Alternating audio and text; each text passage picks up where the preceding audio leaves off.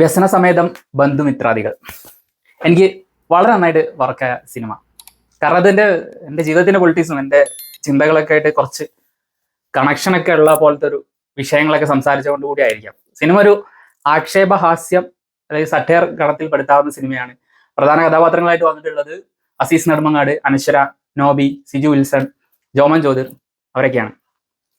ഒരു മരണവീട്, ആ മരണവീട്ടിൽ സംഭവിക്കുന്ന ഒരു വളരെ സാധാരണക്കാരന ആയിട്ടുള്ള ഒരാളുടെ വീട്ടിൽ സംഭവിക്കുന്ന ഒരു മരണമായിട്ട് ചുറ്റിപ്പറ്റി വരുന്ന സംഭവ വികാസങ്ങളാണ് സിനിമയിൽ പ്രധാനമായിട്ടും സംസാരിക്കുന്നത്. ഇതൊരു എനിക്ക് തോന്നുന്ന ഒരു ഓസിലേഷൻ ആയിരുന്നു ആ സിനിമ മൊത്തത്തിൽ ഉണ്ടായിരുന്നത്.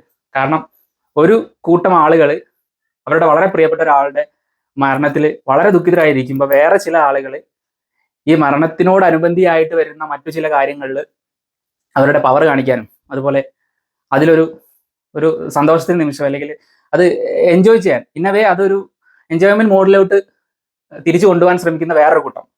എല്ലാം നടക്കുന്നത് ഒറ്റ സ്ഥലത്ത് തന്നെ. അപ്പൊ അത്രയും വലിയൊരു ക്രൗഡ് ഓഫ് ആൾക്കാരുണ്ട്. അത്ര ഒരു വലിയ ക്രൗഡിന്റെ ഇടയിൽ കൂടിയാണ് ഈ സിനിമ നടക്കുന്നത്.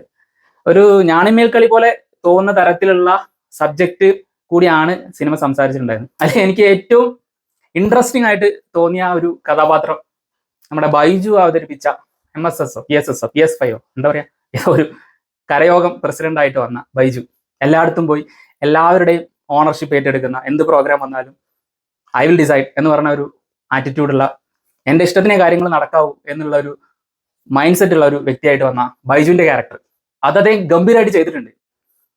ആ ക്യാരക്ടറിന് സിനിമയുടെ അവസാനത്തെ ഭാഗത്തേക്ക് എത്തുന്ന സമയത്ത് എന്താണോ പ്രേക്ഷകർ ആഗ്രഹിക്കുന്നത് അത്തരത്തിലുള്ള ഒരു സിറ്റുവേഷൻ ആ ക്യാരക്ടർ ചെന്ന് പെടുന്നുണ്ട്. അത് വളരെ സാറ്റിസ്ഫൈ ആയിട്ടുള്ള ഒരു സംഭവം കൂടിയായിരുന്നു.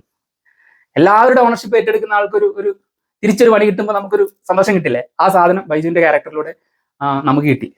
പിന്നെ അസീസ് അവതരിപ്പിച്ച അനശ്വര രാജന്റെ ഫാദറായിട്ട് വരുന്ന കഥാപാത്രം, സാധാരണക്കാരനായിട്ടുള്ള ഒരു കട നടത്തുന്ന, അന്നത്തെ കാര്യങ്ങളൊക്കെ ചെയ്തു പോകുന്ന വളരെ സാധാരണക്കാരായിട്ടുള്ള ഒരു മനുഷ്യൻ. അസീസിനെ ഇനിയും എക്സ്പ്ലോർ ചെയ്യാൻ ഒരുപാടുണ്ടെന്ന് എനിക്ക് തോന്നി. അതേ ഇപ്പോൾ ആ ഒരു പാതയിൽ കൂടെ തന്നെയാണ് സിനിമയുടെ കഥാപാത്രങ്ങൾ തിരഞ്ഞെടുക്കുന്നതിലും ശ്രദ്ധ കാണിക്കുന്നുണ്ടെന്നാണ് എനിക്ക് തോന്നുന്നത്. വളരെ ഗംഭീരമായിട്ട് അസീസ് ഈ സിനിമയിൽ അഭിനയിച്ചിട്ടുണ്ട്.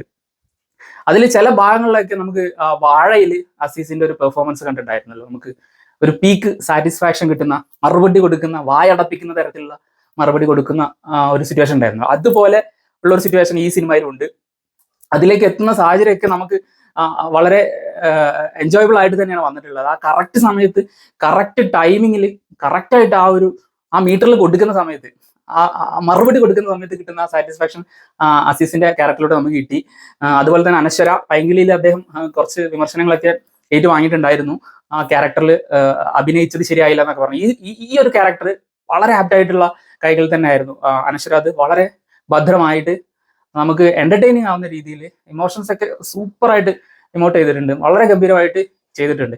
പിന്നെ ഇതിൽ പറയുന്ന വേറൊരു ഒരു പൊളിറ്റിക്കൽ വശം എന്താണെന്ന് വെച്ചാൽ, ഈ സിനിമയിൽ ഒരു വേളയിൽ ഒരു സുഹൃത്ത് മറ്റൊരാൾക്ക് ഉപദേശിക്കുന്നുണ്ട്, ഒരു മതം മാറിയുള്ള കല്യാണത്തിന് വേണമെങ്കിൽ ഒരു മതം മാറാൻ തയ്യാറായി നിൽക്കുന്ന സുഹൃത്ത് പറയാം, ഞാൻ വേണമെങ്കിൽ അവളെ കല്യാണം കഴിക്കാൻ വേണ്ടി മതം മാറാം.